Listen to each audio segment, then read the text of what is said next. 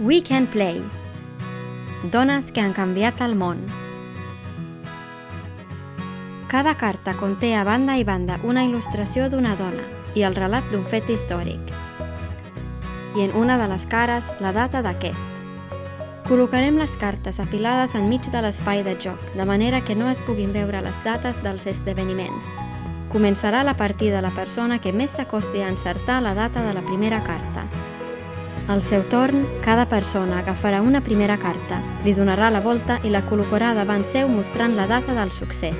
Seguidament, cada persona haurà de llegir la carta superior de la pila i decidir si la col·loca davant o darrere de la carta de referència. Un cop situada, podrem rotar-la i comprovar si l'hem col·locada en l'ordre cronològic correcte.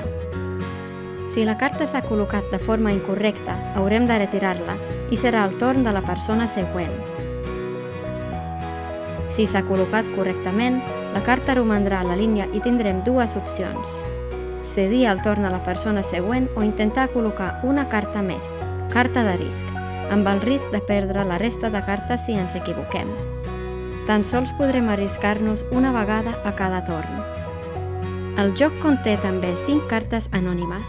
Aquesta carta la podrem guardar i cedirem automàticament el nostre torn a la persona següent, o podrem regalar-la a una altra persona per poder jugar al nostre torn.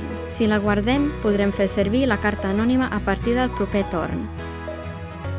I si decidim jugar una segona carta, carta de risc, podrem utilitzar la carta anònima per reduir el risc de perdre cartes. D'aquesta manera, si la segona carta la col·loquem malament, només perdrem aquesta carta en comptes de totes les cartes anteriors.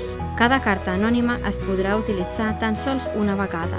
Cada cop que una persona pugui col·locar l'última carta de la seva línia cronològica, la resta de persones podran escollir la carta que ha de col·locar d'entre les 3 superiors de la pila de cartes.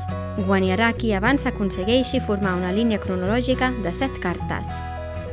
We Can Play.